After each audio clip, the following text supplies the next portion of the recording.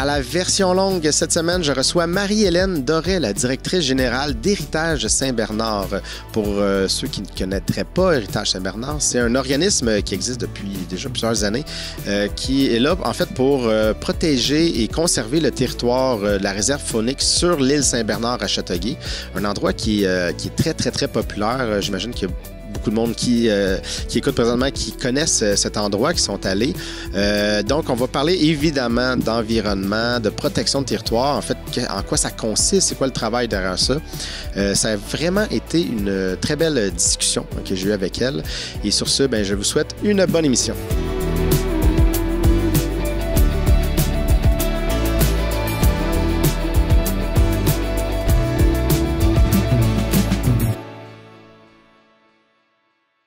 Marie-Hélène Doré, merci beaucoup d'avoir accepté mon invitation en ce froid jour de printemps. Oui, vraiment. Bon. Ça me fait plaisir. Merci beaucoup de l'invitation. Oui. Écoute, on se connaît un peu pour savoir croiser comme ça. J'ai été tourné souvent à l'île Saint-Bernard. Disons que c'est un spot incontournable, surtout pour nous, mettons, comme médias. Avec la caméra aussi. Oui, c'est ça. C'est tellement beau. On a profité aussi de ce lieu-là, des fois, même pour des tournages à nous qui n'avaient pas rapport. Vos équipes, vos shooting photos. Shooting photo, ouais, c'est ça, c'est vrai. On avait notre shooting photo là. Mais dans le fond, je voulais juste savoir un peu, pour briser la glace, un peu ton background. Qu'est-ce qui a fait que tu as atterri là? Que je suis arrivée chez Héritage? Ouais. Dans le fond, moi, j'ai étudié en journalisme à l'UQAM. Okay. Quand j'ai fini mon cégep, je savais pas trop quoi faire. Puis j'avais une amie qui était en com, puis elle me disait qu'elle tripait bien raide, puis qu'elle avait des super bons profs. Fait que je vais essayer d'aller là. Puis j'étais allée à l'UQAM, j'ai fait mon bac avec des gens qui savaient qu'ils voulaient être journalistes. Puis à cette heure, c'est des vedettes là, de Radio-Can et sont placées partout. C'est des belles personnes très connaissantes. Puis moi, je me demandais qu'est-ce que je faisais là, tu sais. Parce que j'avais pas de but. Tu sais, j'apprenais, je m'imbibais de tout ce qui passait. J'ai grandi beaucoup, mais quand j'ai terminé, je savais pas encore ce que je voulais faire. Okay. Fait que c'est comme si je me trouvais trop jeune pour analyser le monde, puis avoir un regard critique, puis être capable de porter un jugement, puis... Fait que je me suis dit, je vais aller voyager. Fait que je suis partie en Amérique latine. Puis quand je suis revenue, je suis allée à une conférence de pères que mon père organisait à la Maison des Jeunes de Châteauguay. Okay. Mon père Normand, qui s'occupait à l'époque de la Maison des Jeunes. Que j'ai déjà reçu ici. Oui. Allez voir l'émission. Il était dans bien des affaires. Là. Oui, certain. Fait que je suis arrivée là, puis je suis assise à côté de Luc Lécuyer, qui était une connaissance de la famille là, que j'aimais bien. On avait tout le temps des belles discussions. Puis il dit, qu'est-ce que tu fais cet été? Je reviens de voyage, je sais pas encore. Puis on cherche quelqu'un pour animer un programme éducatif pour faire des activités avec les familles dans la nature. Je suis vraiment pas spécialisée là-dedans. Là. J'ai fait mon bac en com, puis là, je reviens d'un voyage. Pas d'expérience là-dedans. Je suis pas expérimentée en animation, puis je m'y connais pas vraiment non plus en environnement, tu sais. Fait que c'est pas grave, t'es une belle personne, puis je suis sûre qu'on va avoir un bon fit, fait que viens essayer. OK. Fait que je me suis retrouvée là, mais... sur le coup, t'as-tu dit oui? J'ai dit parce que c'était Luc ou parce que... Non, mais ça m'intriguait. J'étais curieuse. Puis là, j'ai rencontré Nadine Leliev puis Dominique Gendron. Ouais. Fait qu'on est avec Luc. Fait qu'on était les 4 ensemble. Puis mon premier été, mettons que... Ça n'a pas été un succès, mais on avait une animatrice exceptionnelle qui travaillait là, Véronique Grandmont. Puis ça faisait quelques étés qu'elle animait. Puis fait que c'est elle qui était comme en direct contact avec la population puis les enfants. Fait que c'était correct. Moi, j'étais plus programmée puis j'essayais que ça fonctionne. Puis après l'été, j'ai dit à Luc, je pense que je serais peut-être mieux d'essayer de faire des communications que d'animer, tu sais.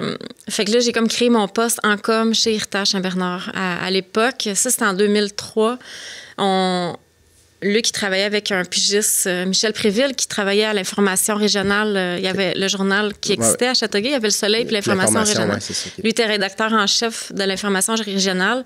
Puis, à la pige, il faisait des contrats en communication pour Héritage. OK. Fait qu'il m'a beaucoup aidé à...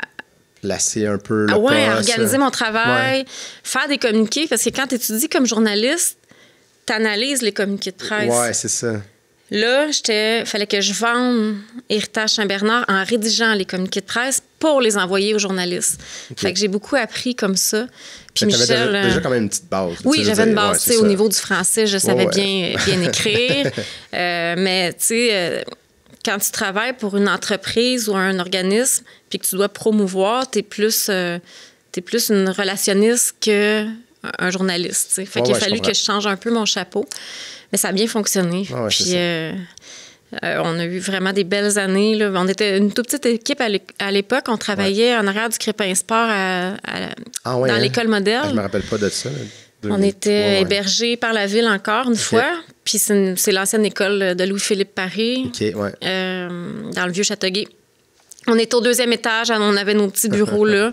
Puis quand on travaillait quand même sur l'île parce qu'on protégeait le refuge faunique, mais quand on avait des groupes, on partait avec nos bacs. Puis on allait les accueillir sur le territoire avec Dominique Pinadine. Puis il y avait un employé terrain là, qui s'occupait de passer la tondeuse. Là. Mais c'est tout. Là, c'est tout. Ça. C'est tout. C'est ça. Parce qu'on dirait que moi, j'ai pas tant de souvenirs avant le pavillon, mettons. Non, c'est ça. En 2006, le pavillon, tu sais, fait que ça fait quand même presque 20 ans là, que le pavillon existe. C'est ça. Fait que, c'est ça. Moi, ça fait 13 ans que je suis ici à temps plein. Fait que, tu sais, c'est un peu avant. Puis on dirait que moi, tu sais, je viens de Sainte-Martine, puis je connaissais pas tant l'île Saint-Bernard, tu sais, avant, mettons. Bien, quand le pavillon a été construit là, les sœurs, c'est la première fois que les sœurs autorisaient du monde externe à leur congrégation à venir s'installer sur le site. C'est ça. Fait que ça l'a permis à Héritage Saint-Bernard vraiment de grandir puis de faire connaître l'île. Exact. Fait que là, on a pu accueillir les groupes chez nous. C'était beaucoup pour les groupes scolaires puis les randonneurs. Au début, c'est ça. Ouais. Puis après ça, quand la ville a acheté tout le domaine bâti des Sœurs Grises en 2010, c'est pas longtemps après, là, là, l'hôtel a commencé à s'ouvrir plus au public, le bistrot La Traite. Et là, vraiment, Héritage Saint-Bernard a vraiment grandi, rayonné plus fort. Oui, exact. Ouais. Mais on va peut-être, parce que là, tu l'as comme mentionné, mais pour des gens qui ne sont pas de Châteauguay, qui connaissent pas, peut-être juste faire un peu l'histoire, là, parce que dans le fond, cette île-là appartenait aux Sœurs Grises, en fait, qui ont été là longtemps. Oui, les Sœurs Grises ont été là longtemps. Marguerite Douville avait acheté la seigneurie de Châteauguay. Ça a été la dernière seigneuresse de Châteauguay. Puis après, les seigneuries ont été abolies. Puis la ville de Châteauguay est née, mais les sœurs étaient encore présentes sur le site. Quand Marguerite Douville a acheté l'île, son but, parce qu'elle avait fondé sa congrégation à Montréal, c'est les Sœurs de la Charité, Sœurs Grises, aussi appelées Sœurs Grises. Puis son but, c'était de faire de l'île Saint-Bernard le garde-manger des plus démunis à Montréal. Fait que il y avait de l'agriculture, elle a commencé à entretenir un verger. Fait que tout ce qu'elle générait en nourriture, elle essayait de l'envoyer aux gens plus pauvres de Montréal. Puis là, les censitaires aussi ont collaboré à cette richesse-là. Puis, fait qu'il y a eu de l'agriculture longtemps sur l'île. La grange, d'ailleurs, que notre équipe utilise pour mettre les véhicules, pour l'entretien du site, du verger, tout ça, c'était une grange où il y avait des vaches. Là, dans le bistrot La Traite, il y avait la traite des vaches qui se faisait. Puis, il y avait beaucoup, beaucoup de bâtiments sur l'île qu'on ne voit plus maintenant, mais on a un employé, Michel Chagnon, ça fait 4 générations de père en fils qui travaillent sur l'île. Puis, ici, il y avait les entrepôts, il y avait le poulailler, il y avait les jardins, il y avait un sanatarium sur l'île aussi. Fait qu'il y avait beaucoup, beaucoup de bâtiments qui n'existent plus aujourd'hui. Mais le dernier bâtiment à être construit, c'est le pavillon de l'île. Oui, c'est ça. Donc, puis c'est ça. Fait que comme tu dis, c'est en 2010 là, que vraiment ça s'est concrétisé. C'est ça. Dans la partie comme naturelle, le refuge faunique. Oui, ça fait plus longtemps. C'est gros, là. C'est 93 à peu près de l'île. C'est ça a été cédé plus dans les années comme 90-2000 au gouvernement par les Sœurs. Parce qu'avec la Fondation de la Fonde, il y avait plusieurs partenaires pour que le refuge soit protégé, puis qu'il soit géré par Héritage Saint-Bernard dans le but de préserver la biodiversité. Nous, on a décidé de l'ouvrir au public pour que les gens puissent en profiter. Ça a été un bon... ça, c'est la vision de Luc. Là, Luc avait comme... à l'époque, au gouvernement, quand on voulait protéger un territoire naturel, on faisait beaucoup de la cloche de verre. Fait qu'on on isolait le territoire comme on le fermait pour qu'il soit protégé, puis protégé de toutes les menaces, humaines ou le braconnage et tout ça. Puis là, il y a eu une autre vision. Puis c'était plus de... On protège un site, il est riche, mais on l'ouvre aux citoyens, on l'ouvre à la population, puis c'est comme ça qu'il va devenir mieux protégé. Puis effectivement, avant que le site soit ouvert à la population, il y avait beaucoup de camping, des feux, de la chasse, de la pêche dans l'île. Puis ben, ça déséquilibrait les écosystèmes, ça nuisait à l'équilibre. Donc, quand il a ouvert, il a fait des sentiers. Au début, il n'y avait pas de sentiers. Là. C'était les sentiers des sœurs anciens pour aller à l'Érablière, mettons. Fait que là, ils en ont fait des sentiers pédestres avec des panneaux d'interprétation et tout ça, des ponts, des passerelles, des belvédères. Puis le site est devenu super bien protégé. Maintenant, Dominique Gendron, qui s'occupe de la conservation, ben, il reçoit des appels, là, des textos par des gens passionnés du territoire, des patrouilleurs bénévoles. Dominique, j'ai vu quelqu'un là, hier sentier. Dominique, j'ai vu quelqu'un, là, il y avait un chien. Dominique, j'ai vu quelqu'un. Fait qu'il y a des milliers de protecteurs de la forêt maintenant. Fait qu'elle est super bien protégée. Des actes de braconnage, on les compte sur les doigts d'une main dans les 10 dernières années. Tandis qu'à l'époque, au début des années 2000, il y en avait vraiment beaucoup. Oui, ben c'est ça. Mais là, puis le fait aussi que, je sais pas, là, il y a le pavillon, ben oui, il y a des gens... il est surveillé, comme... Oui, c'est ça, c'est de faire un peu... C'est plus gênant. Oui, c'est plus gênant, tu sais, qu'avant, mettons, ben il n'y a personne, vous êtes en arrière de Crépin. C'est ça, on n'était pas là du tout, ça, là, fait que ça fait, il n'y a personne ici, je peux faire ce que je veux, tu sais. Exactement. Mais est-ce que avant de travailler là, est-ce que tu en avais conscience un peu de l'île, parce que c'était pas tant ouvert, c'est ça, mais non? Eh bien, pendant mon bac en journalisme, avec mon amie Joanne, on avait été passer une entrevue avec Sœur Florence pour connaître son histoire comme sœur grise. Qu'est-ce qui l'avait amené poussé à devenir sœur et tout ça. Fait que je me rappelle que on avait traversé le pont, puis c'était barré. Il y avait des grosses clôtures pour pouvoir embarquer sur le pont des Sœurs. Mais j'étais attendue, fait que ça avait été ouvert. Puis on avait été dans le manoir, puis ça m'impressionnait, mais c'était pas possible là, d'aller là vraiment. Il fallait que tu sois invité ou que tu passes par la partie naturelle puis que tu y ailles illégalement. Là. Mais non, je connaissais vraiment pas beaucoup Héritage Saint-Bernard. Mais ça m'intéresse. Comment tu t'es senti quand tu es rentré au couvent, au manoir, en fait? Là? Ah, ben c'était vraiment mystérieux. Oui, c'est ça. Ouais. Puis je me rappelle dans notre reportage aussi, c'était un reportage radio à l'époque qu'on avait fait avec cette entrevue-là. Puis on avait vraiment mis de la musique solennelle, calme, zen. Puis c'était vraiment une belle personne. Fait que c'était le son, puis comme le rythme de notre entrevue était un peu à l'image de ce qu'on avait vécu quand on était rentré dans le manoir. Ouais. Ben ça, c'est d'un record externe. Oui, c'est ça. Parce que c'est parce qu'on dirait que ça m'a fait ramener. Moi, je me souviens, à Sainte-Martine, il y avait aussi un couvent là, qui n'existe plus. Puis il y avait la tante à ma grand-mère qui était là. Puis je me rappelle y aller souvent. Puis d'avoir ce contact-là, tu sais. C'est ça, de rentrer, puis il y avait quelque chose de solennel. C'était spécial, rentrer là. Puis c'est sûr que, moi, je me rappelle, là, je travaillais pour mon père, là, qui est un magasin électronique. Quand je rentrais là, souvent, il y avait des problèmes informatiques. Puis je faisais le tour de toutes les sœurs, là, mais d'écouter leur histoire, tu sais, de leur récit de vie. Puis il y en a qui ont fait du missionnariat. C'est quelque chose de riche, en fait, d'avoir ce lien-là. Oui, vraiment. Fait que moi, je trouve ça intéressant que tu as eu ce premier lien-là avec les sœurs avant. Avec l'île Saint-Bernard, mon premier lien, ça a été Sœur Florence. Puis je me rappelle que je me disais, ça doit être quand même cool comme vie. Après coup, je serais passée à côté de certaines choses là, qui sont comme vraiment intrinsèques. Là. Mais je trouvais ça quand même beau comme mission là, de consacrer sa vie, peut-être pas à Dieu, mais au moins à une œuvre, là, tu sais. Oui, c'est ça. Puis, ben, il y a le côté peut-être, pas je vais dire hippie, mais c'est peut-être pas le bon terme. Mais c'est comme zen, tu sais. Oui, le retour à la terre, tu sais, avoir géré le jardin. Juste comme une vie plus calme, en fait, là. Puis les sœurs, quand j'ai commencé à travailler chez Héritage, ils étaient encore présentes sur l'île. Ouais, tu sais, ils étaient encore... quand le pavillon a été construit en 2006, puis même avant, quand on travaillait à l'école modèle, nous, quand on amenait un groupe, on voulait aller voir le vieux moulin, il fallait appeler les sœurs. Okay. Bon, ma soeur, on a un groupe de l'école NDA qui vient marcher dans le refuge, mais on aimerait ça leur montrer le moulin. Est-ce qu'on peut? Fait que là, il fallait s'assurer que c'est pas conflictuel avec leurs clients. Il y avait beaucoup de retraites religieuses à l'époque. OK, ouais.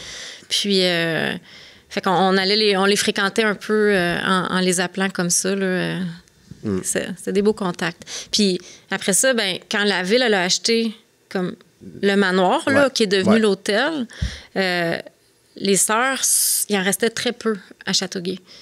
Fait que ça devenait difficile d'avoir des soins de santé, tu sais, pour... ils étaient vieillissantes, là, fait qu'ils sont allés à Montréal, mais il y en a 3 qui sont restés à Châteauguay. Okay. Ils sont allés habiter dans la Villa Marguerite, la maison de bois, quand on arrive sur l'île.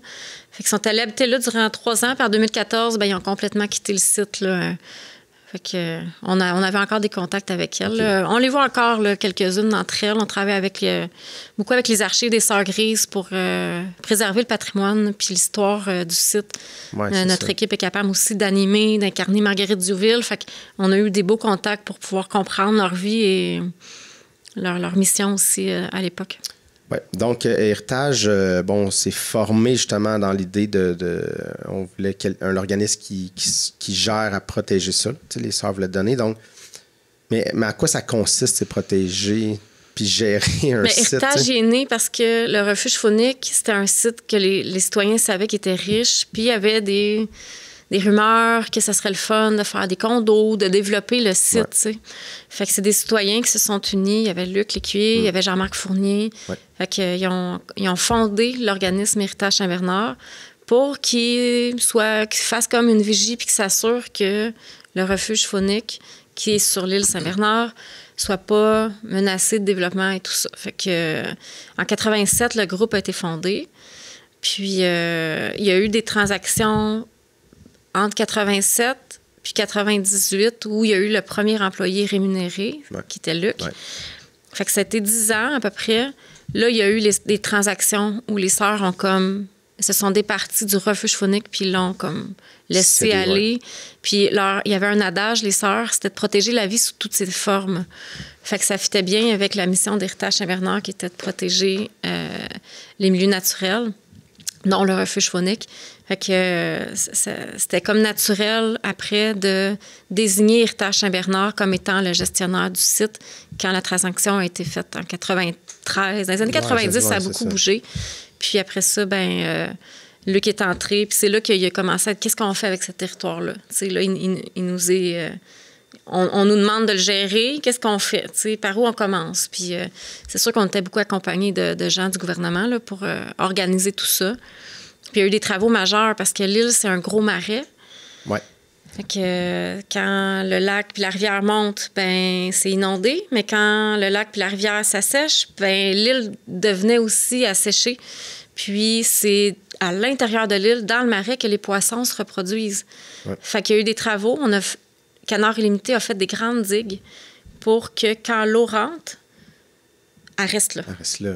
Fait que nous, il y a des systèmes de contrôle. Fait que ça a été beaucoup ça dans les débuts. Okay. C'est de s'assurer que l'écosystème, que ça soit vraiment performant pour la faune. Okay. C'est de l'aider, mais aussi de ne pas le dénaturer. Oui, c'est ça. Exactement. Parce que des fois, il y a peut-être un danger aussi de trop aider. De trop aider, oui. Mais tu sais, on a déséquilibré l'écosystème parce que la voie maritime qui a été creusée dans les années 50-60 est venue comme tout un peu défaire les niveaux d'eau. C'était nécessaire d'y aller. Là. On avait besoin de la voie maritime, mais ça l'a vraiment impacté les niveaux d'eau dans la région. Fait que de venir donner un coup de pouce à la nature, parfois, avec l'activité humaine, c'est nécessaire. Oui, OK. C'est ça. Juste pour rééquilibrer ce qu'on a fait. Okay, comme dommage aussi, là. Oui, parce que c'est intéressant, parce que, tu sais, c'est ça, des fois, tu te dis, on a besoin de développement, on a besoin, la voie maritime, on comprend pourquoi, pour le transport du commerce, avec les provinces, le reste du Canada, mais c'est ça, tu sais, des fois, est-ce que c'est comment qu'on peut dealer avec, on a besoin de quelque chose, mais il faut protéger aussi.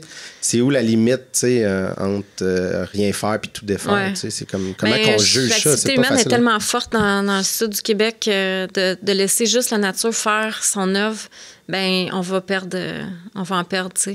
Par exemple, tous les marais ont été remblayés pour construire, pour développer, pour faire des secteurs résidentiels. Fait que le marais de l'île est devenu d'autant plus important à être structuré, à être organisé pour qu'il y en ait au moins un qui fasse sa job de frayeur pour redonner des poissons.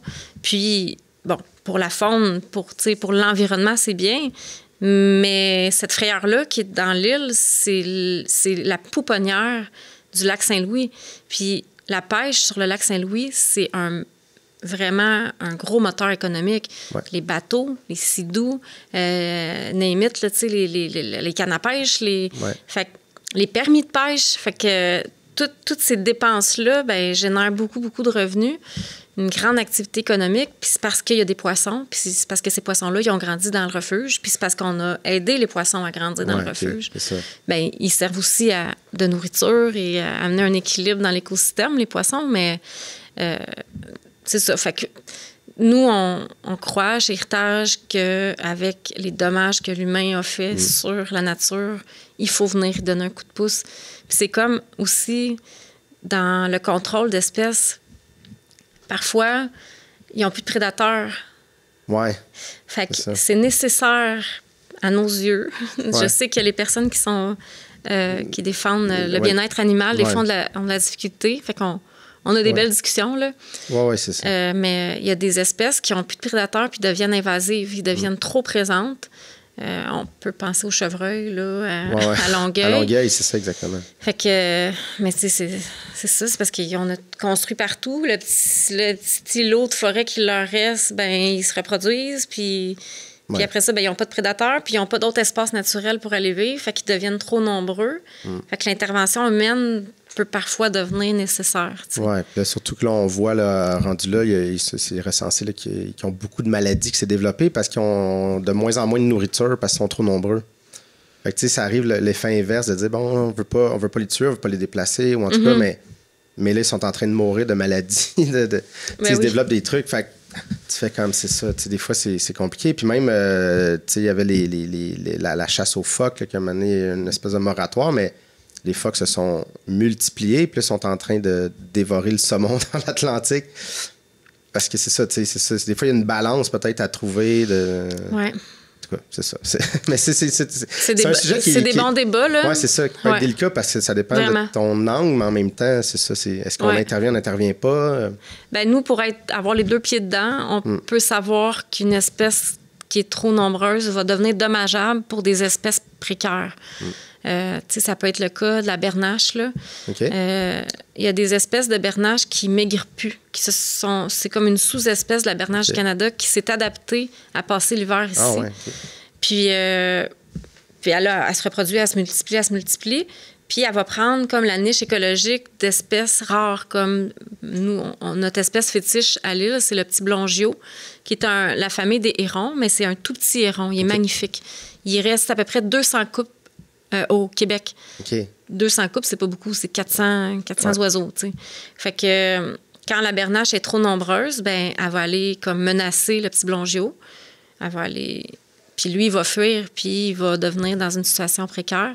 Fait que quand il y a trop de bernache, ça amène un déséquilibre de l'écosystème. Fait qu'il faut comme faire des interventions, là. Fait que nous, tu sais, sur le tertre de l'île, la partie du parc où il y a l'hôtel puis tous les bâtiments, on met des clôtures pour éviter qu'ils viennent puis qu'ils se reproduisent sur le site. Fait qu'on fait certaines interventions comme ça pour essayer d'amener un équilibre dans tout ce qu'on a défait, tu sais. Puis, mais à un moment donné, c'est un casse-tête, tu sais, de tout le temps, OK, ça c'est en train de pousser, ça, qu'est-ce qu'on fait? Oui, des fois, quand tu y penses beaucoup, ça peut devenir un peu angoissant même. Si on pense aux plantes exotiques envahissantes, tu sais, le phragmite, là, le genre de roseau commun qu'on voit partout, là, qui prend la place de toutes les plantes, dans les marais, sur les berges, dans les fossés, c'est partout. Puis ça vient tuer tout le reste de notre flore indigène ici. Puis c'est une espèce qui a été embarquée par bateau, là, je pense qu'il vient d'Asie, là, si je ne me trompe pas. Puis son système racinaire, il est hyper puissant. Puis c'est presque impossible de l'éradiquer. Tu vois, je suis allée marcher au mont Orford pendant la relâche, puis... ils font des tentatives là, d'éradication du roseau commun, le phragmite, tu sais. Okay. Mais c'est de l'essai puis de l'erreur. Sinon, sur l'île, on est pris avec la renouée du Japon, qui est une autre plante exotique envahissante qui va... C'est comme agressif comme plante, okay. Puis ils font beaucoup, beaucoup, beaucoup de dommages. Au Jour de la Terre, on a décidé de faire une activité de sensibilisation sur les plantes exotiques envahissantes. Fait qu'il va y avoir des ateliers, les gens vont pouvoir jaser avec nos guides naturalistes. C'est quoi une plante exotique envahissante? C'est quoi sa nuisance qu'elle a sur l'environnement?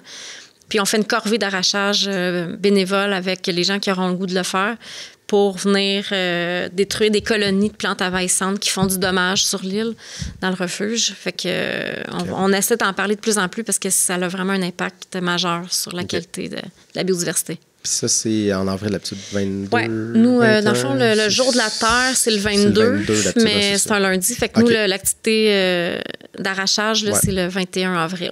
Qui est le dimanche. OK, parfait. C'est noté. C'est noté. Gens, on tout le monde peut venir. Mais on va reculer un peu. Tu sais, tu as dit justement, bon, quand Luc t'a approché, tu as commencé à travailler là, mais t'avais pas tant un intérêt vers... Est-ce que tu avais un intérêt vers l'environnement ou c'était plus... Tu sais, comment ça s'est développé, en fait? Ça, c'est en travaillant là? En travaillant là. Okay. J'avais un intérêt, tu sais, j'étais vraiment pas spécialisée en environnement, mais j'avais une famille assez impliquée dans la communauté, plus, tu sais, comme... d'un point de vue communautaire. Oui, plus, c'est ça. Des gestes écologiques, tu sais, ça faisait longtemps que chez nous, on en faisait, là, mais sans vraiment le savoir. Puis... j'ai vraiment beaucoup, beaucoup appris en faisant les communiqués de presse, quand Dominique puis Luc, ils me disaient, bon, ben on va parler d'une telle espèce parce qu'on a un projet, on développe une structure de contrôle pour maintenir les niveaux d'eau. Ben c'est comme ça que j'ai appris. J'ai appris vraiment en étant là-bas. J'ai beaucoup appris avec les photos, tu sais, ce qui a fait un grand boom là, de popularité pour nos communiqués de presse, c'est que je pense que nos textes étaient bien faits. On envoyait de la bonne information. On faisait des activités quand même le fun pour les familles. Puis en plus, on mettait des photos écœurantes que Dominique Gendron prend. Oui, c'est vrai. Puis ça faisait la différence. Quand le journaliste il recevait ça ou la télé ou de quoi, ben tu mets des super belles images. Tu sais, c'est un clé en main. Mais là, après ça, moi, quand j'envoyais 4-5 photos, ben je parlais du grand héron, je parlais de la salamandre en point bleu, je parlais du coyote. Fait que ça m'a appris à comprendre vraiment l'environnement dans lequel je travaillais. Oui, c'est ça, les espèces, puis le lien qu'ils ont. Le lien avec leur écosystème, puis leur environnement, puis les liens entre eux. Puis, mais c'est ça, mais ça doit être stimulant, en fait, de travailler là. Ben oui. Déjà, vous avez le plus beau bureau, en fait. Là, maintenant, mais ça. Oh, oui, puis en même temps, je dirais que le bureau aussi, l'extérieur, je veux dire. Ben oui, c'est ça. C'est comme... Le bureau physique, il est beau, mais c'est parce que nos fenêtres, ils donnent tout sur le refuge phonique. Mais à chaque matin, quand on passe le pont, on est plusieurs là, chez Héritage Saint-Bernard qui ont dit on est vraiment privilégiés de traverser le pont. Puis, tu sais, il y a comme une quiétude sur le site. Bien qu'on soit tous dans un cycle de vie qui bouge puis qui roule. Il y a des activités, il y a des choses, les camps de jour. Oui, tu sais, ça roule. Ça peut être stressant là, assez souvent, puis avec notre vie normale, de famille et tout ça. Mais quand on embarque sur l'île puis que tu prends le temps de juste comme observer puis t'imprégner de cette tranquillité-là, ben, ça fait du bien. Oui, c'est ça. Ça doit aider de justement à dire j'ai besoin de prendre 5 minutes, mais ton 5 minutes, tu le prends...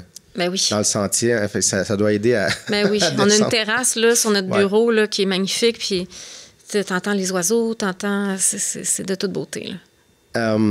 Et bien là, c'est ça. On le sait que l'île, la popularité a augmenté de façon assez fulgurante, puis se place souvent comme un des joyaux du coin, une des merveilles de la Montérégie. Est-ce que c'est un truc à double tranchant dans le sens que vous vouliez attirer du monde, c'est le fun que le monde soit en contact, mais en même temps, est-ce que des fois, il y a le danger qu'il y ait trop de monde sur l'île, tu sais? Ben non. Pas pour le refuge phonique Marguerite Douville. Tu sais, des journées où c'est plein, puis que la navette exo roule, puis que les gens sont venus en vélo, puis que tu as l'impression que sur le stationnement, il y a une pression immense. Tu t'en vas marcher dans les sentiers, puis parfois, tu peux te retrouver seul à plusieurs endroits. T'sais. C'est sûr qu'il y a des secteurs dans l'île comme quand on part du pavillon de l'île, le premier kilomètre, c'est le premier kilomètre le plus populaire. Ouais. Parce que souvent, avec un enfant, ben, tu marches pas plus que ça. Ouais, tu fais pas nécessairement le tour. Puis tu t'en vas à l'heure de jeu. Nous, on a vraiment centralisé les activités familiales au secteur Le Grillon. Ouais. Parce que c'est pas trop loin, puis parce qu'on voulait pas qu'il y ait d'impact sur l'environnement dans trop d'endroits dans l'île. Puis on voulait que les gens qui aillent se promener dans les 8 km de sentier, ben, y aillent la paix aussi. Oui, c'est ça. Mais que les enfants aient le droit de s'amuser aussi. Exact, c'est ça. Parce que c'est important qu'il y ait une cohabitation entre les clientèles. Exact, c'est le fun. Moi, j'étais allé avec mes sœurs, ils ont des enfants, les deux, puis on est allé l'été passé, puis justement, la marche jusque-là, c'est pas trop long. Oui, mais tu peux t'amuser, là. Tu t'amènes un pique-nique. La plage, les jeux, les installations, tout. Ouais. C'est ça. C'est parfait, puis ils n'ont pas ils restent là dans le sens qu'ils n'ont pas le désir de on va continuer. Non, c'est suffisant. C'est suffisant pour eux. Vraiment. Puis je comprends qu'après ça, ben, le reste est beaucoup plus calme. Tu as plein de belles choses à découvrir aussi, comme c'est peut-être plus difficile avec des jeunes enfants, mais ça fait vraiment du bien. Fait que pour nous, dans le fond, sur l'île Saint-Bernard, avec la ville de Châteauguay puis les partenaires de l'île, on calcule le nombre de personnes qu'il y a à chaque année. On calcule ça depuis que la ville a acheté les bâtiments des Sœurs en 2010-2011. Fait que, si je ne me trompe pas, à cette époque-là, il y avait à peu près 90 000 visiteurs total qui venaient sur l'île Saint-Bernard, mettons en 2011. Fait que ça comprenait l'hôtel, le bistrot, le café de l'île, les spectacles, le théâtre d'été qu'il y avait à l'époque, puis les randonnées au refuge. Puis là, maintenant, tu vois, en 2023, c'est 290 000 personnes. Okay. Fait que c'est beaucoup, beaucoup plus. Ouais. Mais l'hôtel roule vraiment beaucoup. Le bistrot roule beaucoup. Juste le parc, tu sais, où est-ce qu'il y a les chaises Adirondack pour regarder le coucher du soleil, ça, c'est comme 1/5 de la clientèle. Oui, c'est ça. Mettons qu'on estime à 300 000 visiteurs, là, grosso modo, pour faire des chiffrons. Bien, 1/5 vient juste pour profiter du parc puis du point de vue sur le lac Saint-Louis. 1/5 des visiteurs, c'est des randonneurs du refuge. Okay. Fait que il y a un bel équilibre dans tout ça, puis ça fait pas de... Il y a rien qui démontre qu'il y a de surcharge ou qu'il y a de pression sur le refuge. Mais c'est ça, parce que c'est une question que je me posais. Mais il y en a beaucoup qui se la posent. Parce qu'on voit, c'est ça, justement, on sentait la progression, puis le monde en parle de plus en plus, puis là, tu te dis, est-ce que... On est capable d'en prendre. Là, le problème, c'est plus l'accessibilité au site. Oui, bien, c'est ça. C'est ça. Parce que s'il y avait vraiment quelque chose d'établi pour accueillir, mettons, le double de personnes, ça serait pas un problème, tu sais. Il y a des saisons où c'est moins populaire, là. L'hiver, tu sais, l'automne, en novembre, quand ça commence à être gris. Ouais, qu'il y a l'hôtel roule moins, le café roule moins. Fait qu'il y a des saisons qui pourraient être mieux comme exploitées. Puis en haute saison, soit l'hiver, quand il y a beaucoup de randonneurs qui viennent profiter des sentiers, ou l'été, bien, il pourrait avoir encore plus de monde. Ouais. On a plein de rêves, de projets à développer, mais qu'on attend que ce soit possible pour les gens de se rendre à notre destination avant des... Tu sais, parce qu'on veut pas vendre un produit... Vendre une idée, vendre une activité, puis quand tu arrives là, tu n'es pas capable d'accéder au territoire. T'sais. Non, c'est ça. Puis, tu sais, ça amène l'idée du transport qui est comme un gros problème Vraiment. Dans les banlieues. Parce que, tu sais, moi, je regarde ça d'un œil externe, puis, tu sais, sans être trop méchant, mais Châteauguay n'a pas de centre-ville, n'a pas de point de faire quand on va là pour prendre un verre, manger. On dirait que l'île Saint-Bernard devient par défaut un truc. Ta référence, même nous ici, là, ça nous arrive souvent de. On va où? Le jeudi, on veut faire un dîner d'équipe. La traite est comme le truc par défaut. Puis c'est une méchante belle place aussi. C'est une méchante belle place, tu sais. Mais c'est sûr que tu penses pas aller nécessairement sur le boulevard d'Anjou. Mettons. C'est ça, tu sais. C'est moins un réflexe d'aller t'offrir un beau moment. Ben, c'est ça, parce que tu te dis, là, à la traite, au moins, on sait qu'il y a une terrasse. Puis au pire, même s'il n'y a plus de place à terrasse, en dedans, c'est beau. Puis, tu sais, tu vas être sur un lieu, tu sais. Mais en même temps, il faut que tu sortes de la ville, entre guillemets. Puis tu te rendes là. Puis là, mais tu te rends là en auto. Ouais. Le stationnement n'est pas énorme, puis en même temps, tu veux pas un gros stationnement parce que c'est contre l'idée de protéger le site puis créer un îlot de chaleur. Fait tu sais, c'est ça, comment... Tu sais, il y a la navette Exo là, qui est là, qui doit aider. Mais, tu sais, c'est de repenser le transport dans Puis vous faites comme partie un peu de ça parce que c'est comme le spot où tout le monde veut aller. Oui, ça fait 15 ans qu'on travaille là-dessus. À essayer de trouver des solutions. On travaille avec la ville de Châteauguay à penser à des scénarios, des idées et tout ça. Il n'y a rien encore de concret et d'officiel qui vient solutionner tout. Là. C'est un enjeu vraiment important pour les partenaires de l'île qui pourraient vraiment en offrir plus encore. Mais pour l'instant, on veut vraiment faire les choses correctement. Mais le secteur de l'île Saint-Bernard est vraiment pas bien desservi dans le transport en commun. Là. Non, c'est ça. Ça, il y a comme des lignes d'autobus qui passent le matin puis le soir pour les travailleurs. Là. Ouais. Mais après ça, la fin de semaine, tu peux pas avoir des employés qui viennent en transport commun sur l'île Saint-Bernard. OK. Ça devient compliqué. C'est vraiment un bug, là. Puis ce qui est bizarre, parce qu'en plus, il y a vous, mais il y a aussi la plage municipale. Le centre nautique. Le centre nautique, tu sais, qui est aussi un autre point ben oui, d'intérêt, un point d'intérêt pour les vraiment, familles. Vraiment là, agréable. Fait qu'il y a 2 trucs touristiques, entre guillemets, tu sais, qui sont ben, là. Nous, on l'appelle le secteur de l'île, puis là-dedans, le centre nautique fait partie de ça.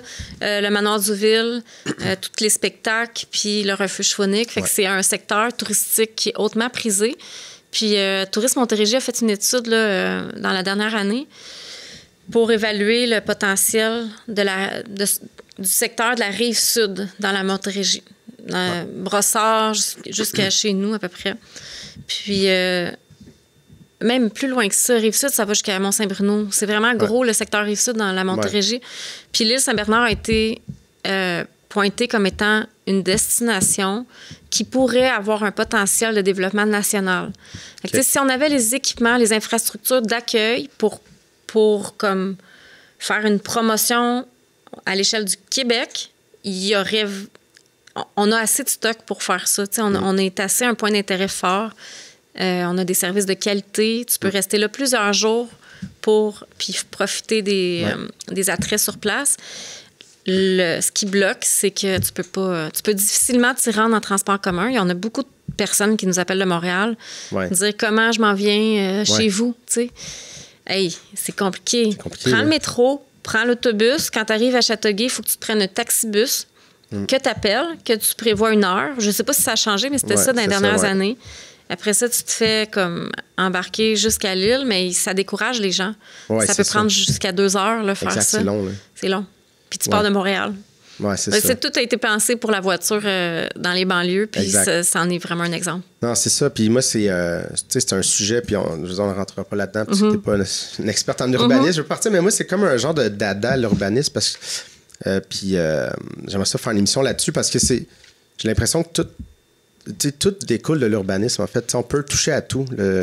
L'environnement, le transport, mais c'est ça, on est sur des modèles de ville qui ont été pensés il y a trop longtemps. Les années 50, puis comment, avec l'étalement. C'est ça, tu sais, parce que comment tu revires ça de bord, tu sais. Ça, c'est le bout qui m'intrigue, puis j'ai pas de solution parce que j'ai pas essayé là-dedans, mais je me dis, il doit y avoir du monde plus intelligent qui ont réfléchi à ça, j'aimerais ça leur jaser, là, mais tu sais, de comment qu'on peut retourner ça de bord. Je pense que ça prend beaucoup de courage puis de volonté politique pour faire ces changements-là.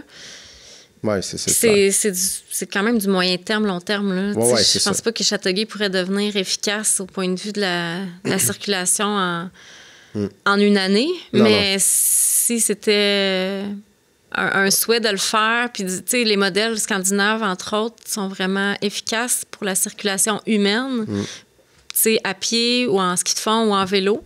Tout a été réfléchi pour que les voitures soient en dehors du centre urbain. Puis, il y en a des beaux modèles. Il faut s'y coller, puis il faut essayer de défaire ce qui est fait, ou en tout cas, les nouveaux secteurs qu'on construit. Des fois, c'est ça, c'est dommage parce que, en tout cas, pour terminer sur ce point-là, le boulevard René Lévesque qui a été refait près de l'hôpital Anna-Laberge puis de la polyvalente, il a été refait, c'est super beau, mais il n'y a pas de piste cyclable. Puis c'est un secteur où il y a du sport. Il y a le Sportplex, il y a le centre écologique, il y a l'école Louis-Philippe Paré. Je ne dis pas que les malades vont à l'hôpital en vélo, là, mais sinon, tous les autres points, aurait pu avoir une piste cyclable pour la clientèle. Là. Fait que le boulevard d'Anjou a été refait aussi il n'y a pas longtemps. Il n'y a pas de piste cyclable. Je sais que c'est pas facile. Oui. Mais des fois, c'est dur de se l'imaginer. Mais tu sais, juste à Montréal, là, la rue Saint-Denis là, qui a donné naissance au rêve, là, le réseau express vélo. Je ne sais pas trop comment c'est ça. Moi, j'habite Montréal. Je passais souvent là pendant un bout. Puis, tu sais, c'est ça. C'était 2 voies de chaque bord, plus le stationnement. Puis, c'était tout le temps... il y avait tout le temps des autos. C'était plein. Puis là, quand ils ont décidé de faire ça, donc ils retranchaient une voie de chaque bord avec une bordure de béton pour avoir des vélos des 2 côtés protégés par le béton. Fait que ça pouvait juste descendre la ville de nord au sud. Beaucoup de grogne, ça chialait. Puis, évidemment, les travaux ont été longs. Ça n'a pas aidé aussi pendant le temps qu'ils le faisaient. Mais maintenant que c'est fait, j'ai repassé là en auto. Et même en auto, ça va mieux qu'avant. OK. C'est ça l'idée de comme on enlève une voie, ça va être pire, mais c'est mieux.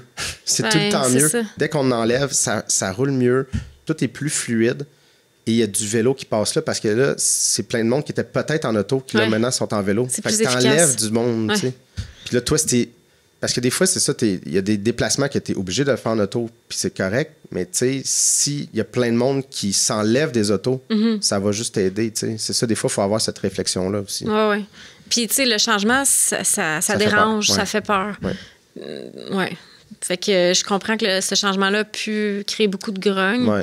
Puis faire du changement aussi dans notre ville, puis dans notre secteur touristique, ça fait de la grogne. Mais c'est souvent pour le bien commun, tu sais, c'est pour faciliter la vie des gens ou le bien-être des gens.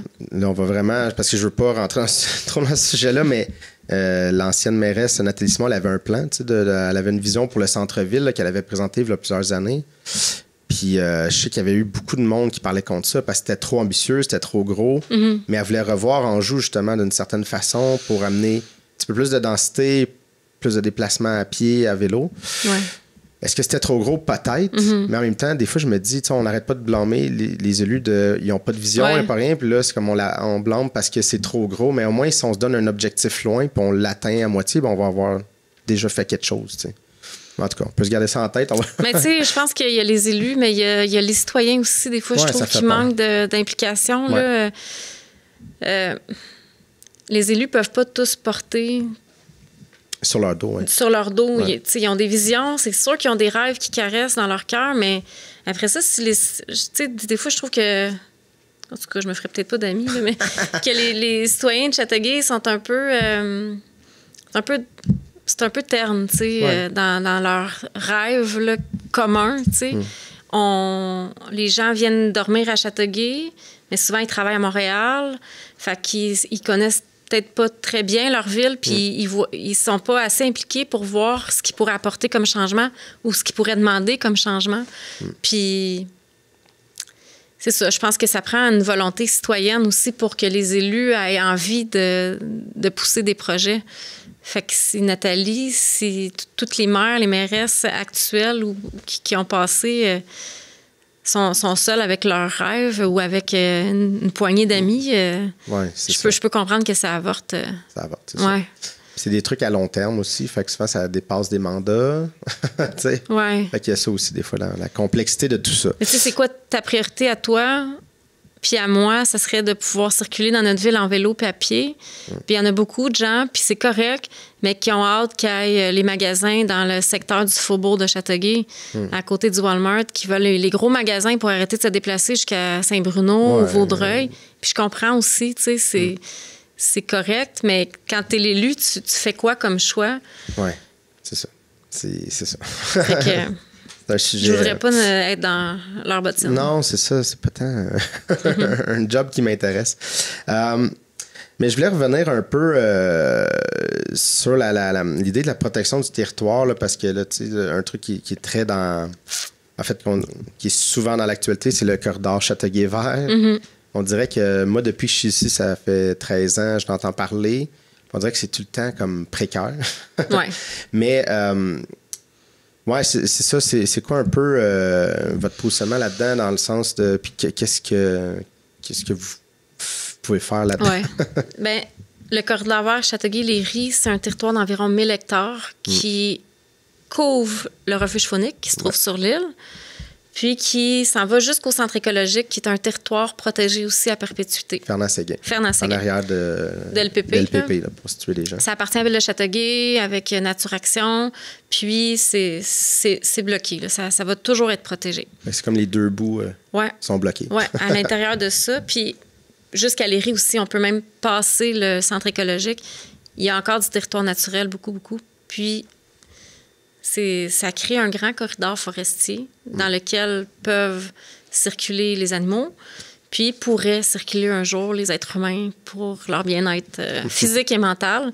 Fait que c'est un rêve que caresse Héritage Saint-Bernard depuis les années 2000. Ouais. À l'époque, quand le premier Soccerplex, tout près de où est-ce qu'il est actuellement le Sportplex, il y a eu comme une partie de la forêt qui avait été détruite pour faire les bases de la fondation du Soccerplex, puis ça a gelé là, ça n'a pas vu le jour parce que il y a eu de la grogne, les citoyens étaient mécontents, ils n'avaient pas été consultés, fait qu'il y a eu une consultation, puis est-ce que c'est vous voulez protéger en partie, est-ce que vous voulez construire, est-ce qu'il y avait comme 4 options, puis les citoyens ont voté pour une 5e option qui n'était pas là, puis c'était on veut protéger la forêt au complet. Ah ouais, on n'en veut pas. C'était pas dans les choix, mais ils ont voté pour un choix qu'ils ont ajouté eux-mêmes. Fait qu'il y a eu beaucoup de mobilisation citoyenne, puis c'est à partir de là que c'est devenu un peu plus populaire, le corridor vert Châteauguay-Léry. Les gens ont compris que ça avait une haute valeur écologique, mais qu'il y en avait besoin aussi. Le nombre de personnes qui ont besoin d'un milieu naturel, c'est pas tout le temps facile de venir à l'île Saint-Bernard. Non, c'est ça. Si t'as pas de voiture et tout ça, si t'as le goût de faire du fat bike, si t'as le goût de faire un autre sport, c'est pas possible actuellement. Mais entre ce gros territoire-là, il y a des morceaux protégés. Puis au fil des années, on a réussi à en acquérir un peu avec la ville de Léry, la ville de Châteauguay. Mais il y en a plusieurs petits lots encore qui appartiennent à des propriétaires privés. Puis là, notre travail, puis la communauté métropolitaine de Montréal, la CMM, travaille aussi là-dessus avec nous. On s'est fait une table de concertation pour voir qui fait quoi dans le secteur. On a fait ça à l'automne dernier. Fait qu'ils ont déjà acquis des gros lots pour venir les ajouter au territoire protégé. Fait que, c'est vraiment de longue haleine. C'est ça, c'est un long travail. C'est un long travail. Parce que, je me rappelle avoir couvert le fameux PMAD, là, le plan d'aménagement. Aménagement, Tu sais, en fond, c'est ça, c'était le gouvernement du Québec un peu qui demandait ça au MRC.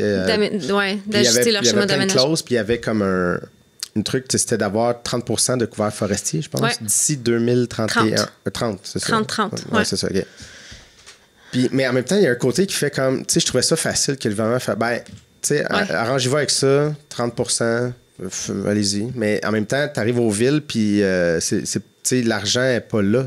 C'est ça, fait qu'est-ce que tu fais autre? Leur seul truc, c'est de monter des taxes pour avoir de l'argent, mais tu sais, c'est ça, ils sont un peu les mains liées. Fait que je trouvais que c'était un peu un débarras du gouvernement, de faire comme, arranger ça, tu sais. C'est un beau but, là, c'est un bel objectif. Après ça, c'est quoi les moyens? C'est ça. Mais il y a des moyens qui viennent avec. Là, il y a des... entre autres, par le biais de la CMM, il y a des enveloppes qui sont disponibles, des programmes de financement pour aider des organisations comme nous, comme Nature Action, à aller faciliter des transactions avec des propriétaires privés. Fait que il y a des programmes de dons écologiques. Fait que si toi, tu es un propriétaire d'un lot dans le corridor vert, nous, on a un secteur dans lequel on travaille là, présentement. Il y a comme des dizaines et des dizaines de petits lots. Fait qu'on t'envoie une lettre, on dit Mathieu, est-ce que tu es propriétaire d'un lot dans le corridor vert? C'est un territoire qui peut pas être construit, tu sais. Il est zoné conservation. Il est protégé par le RCI, un règlement de contrôle intérimaire. C'est une autre couche qui est venue s'ajouter par-dessus pour empêcher le développement. Puis, est-ce que tu serais intéressé à le vendre? Est-ce que tu serais intéressé à le donner en échange de reçus fiscaux? Est-ce que tu aurais le goût qu'on te rencontre pour voir tes possibilités? Parce que, oui, tu es propriétaire, mais tu ne pourras pas le développer. Mais tu as le droit de le garder, là. Ouais, c'est ça. Tu as le droit de le garder, mais nous, on veut te proposer des options. Fait qu'on les rencontre. Mais tu sais, on a envoyé les lettres à tous les propriétaires. On travaille avec des compagnies privées qui nous soutiennent. C'est ça. C'est parce que le gouvernement, il donne des objectifs, mais il ne nous donne pas les sous pour faire ce travail-là. Oui, c'est ça. Fait que là, on a une équipe, là, Dominique, avec son collègue Marc-André. Ils ont écrit les lettres, ils sollicitent les propriétaires, ils font des rencontres, ils vont prendre un café, ils expliquent à la dame ou au monsieur les options, ils écrivent à... Tu sais, des fois, les propriétaires, ils n'habitent pas au Québec, là, ils sont aux États-Unis, en France. Ouais, Fait qu'on prévoit des rendez-vous, on leur explique les options. Puis, des fois... Ils sont pas intéressés. Fait que, non, c'est correct parce qu'ils pensent que ça vaut beaucoup de sous. Ouais. Mais vu qu'ils peuvent pas construire, le terrain, il n'y a plus la valeur qui présumait, là, des années, 10 ans, 15 ans. Fait que là, tu peux l'acheter. Nous, on peut être soutenu pour l'achat par les programmes gouvernementaux, mais il faut que ça soit à la juste valeur marchande. Oui, c'est ça. Parce qu'on peut pas spéculer, là. Ouais, si je commence à dire, écoute, là, OK, si je comprends, je vais te donner 10 000 de plus, tu sais. L'autre, le voisin va le savoir, puis là, ça va gonfler. Fait qu'il n'y aura plus rien d'équilibré dans cette joute-là, tu sais. Oui, puis c'est ça, c'est de dire, oui, mais si j'avais pu mettre X de condo, ça aurait valu. Ouais. Ouais, mais c'est ça, mais c'est un peu ce que il y a un gros litige là, contre la ville de Léry et de Châteauguay de plusieurs millions de dollars. Puis c'est ce que les propriétaires invoquent, c'est des gros terrains qui, à leurs yeux, s'ils avaient pu construire, auraient valu des millions de dollars. Fait que maintenant qu'ils peuvent plus construire, ils poursuivent les villes pour la valeur qu'eux considèrent. Ils ont perdu, ils l'ont jamais eu. Non, mais tu sais, quand tu reçois un héritage de génération en génération, puis à un moment donné, tu dis, OK, ça vaut ça, je vais le garder pour mes enfants, puis eux vont pouvoir développer. Tu sais, je peux comprendre un peu ce qui... Mais en même temps, il faut se donner du courage ensemble pour protéger ce qui reste d'arbres, parce qu'il n'y en a plus des arbres. Une forêt qui est détruite, elle est détruite pour toujours, là. Fait que 30 dans la MRC de Roussillon, là, on est loin, il n'y en a pas. On n'a pas 30 de couverts forestiers. Fait que si on veut y arriver aux 30 il va falloir créer des forêts. Il faudrait plus couper un arbre, puis il faudrait en ajouter si on veut atteindre le 30 Fait que c'est ça. Fait que, parce qu'on va le perdre, puis là, le climat, c'est ça. Ça va pas, là. Va pas très bien. Fait que les arbres sont essentiels si on veut comme... Se donner une chance. Se donner une chance de survivre, de permettre à la terre de vivre à nos animaux, à nos enfants et tout ça. Fait que faut plus couper de forêt, là. On va planter. On entend encore le milliard d'arbres de Trudeau là, qui l'avait promis. Je sais pas s'il est rendu à combien. Non, je sais pas. 1 milliard, me semble. C'est beaucoup. C'est un gros chiffre. Là, j'étais comme ça. Ça prend beaucoup de monde pour planter ça, en tout cas. Ça, c'est un autre sujet. Mais c'est ça, tu sais, déjà, je me rappelle plus des chiffres, là, puis c'est pas grave si tu ne te rappelles pas, mais tu sais, déjà, comme Héritage Saint-Bernard, la réserve puis le corridor vert, c'est quasiment la plus grosse partie de la MRC de couverts forestiers. Je veux dire, c'est comme... Si ça n'existe plus, c'est comme... Au point qu'il y a des villes comme la ville de Delsun. Eux, ils n'ont pas de forêt. Non, c'est ça. Qui peuvent offrir à leurs citoyens pour aller faire de la randonnée, de l'observation de la nature. Fait que la ville de Delsun paye pour les citoyens, les résidents de Delsun, leur accès au refuge faunique. Fait que si toi, tu habites à Delsun, tu nous montres ta preuve de résidence, tu rentres gratuitement, puis nous, on facture la ville pour leur accès parce qu'ils n'ont pas l'équipement naturel. C'est essentiel pour les gens d'avoir accès à un bois, à une forêt, ça leur fait du bien. Puis c'est un partenariat qui roule depuis 3-4 ans. Puis ça leur coûte pas beaucoup de sous, là. Mais c'est ça, ils n'ont pas de forêt. Je pense qu'ils font des partenariats similaires avec le Récréoparc et tout ça. Mais c'est un super beau modèle. Oui, c'est ça. Sauf qu'en même temps, tu sais, c'est la preuve de comme on est là, on veut développer, on veut s'étaler, on rase tout pour faire des trucs. Puis après ça, le monde fait OK, mais si je veux aller juste me reposer, juste aller dans un endroit qui est beau, je vais où? Mais c'est ça, faut que tu ailles loin. Comme le seul point pour... dans le secteur. Dans le secteur, tu sais, c'est ça. Fait que c'est comme vous êtes la preuve de comme, mais il faut garder ça. Oui, c'est sûr. Je comprends le fardeau qu'ont les villes de générer des revenus, puis outre de développer puis de construire, il y en a très peu qui existent. Fait que dans cette optique-là, de protéger des forêts, des fois, l'impact économique n'est pas direct, là. Ça génère des dépenses, tu sais. Mais il faut essayer de voir le revers de la médaille, c'est que tu dotes ta ville d'un équipement naturel qui t'aide à gérer tes inondations, qui t'aide à purifier l'air, puis qui donne un accès aux citoyens. Fait que la valeur des services écologiques d'une forêt, on essaie beaucoup de travailler ça avec les élus pour leur dire la plus-value d'une forêt, c'est pas seulement pour l'humain, mais c'est pour ta ville, pour la gestion de tes infrastructures. Il faut que tu comptes ça comme une infrastructure municipale, une forêt. Parce qu'elle rend des services. Exact.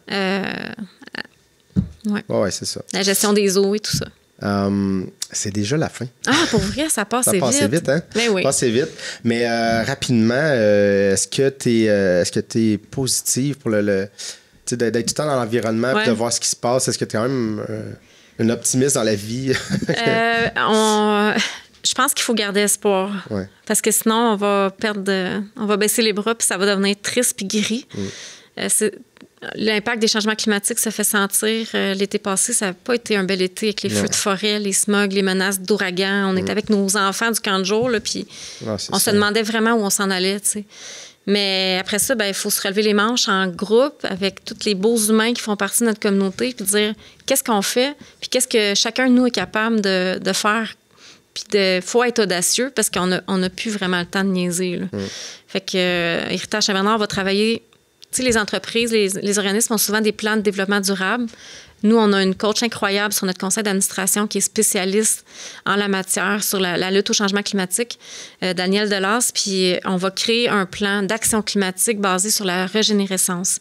Okay. Fait que Héritage, qu'est-ce qu'il s'engage à faire d'ici 2030-2035 pour changer le vent de bord? Puis on espère que notre modèle de plan d'action va devenir un modèle pour d'autres parce que le sablier coule vite, là. Mais on veut montrer que on peut faire des belles choses ensemble. Ouais, exact. Merci beaucoup de ton temps. Ça a été une belle discussion. Merci beaucoup.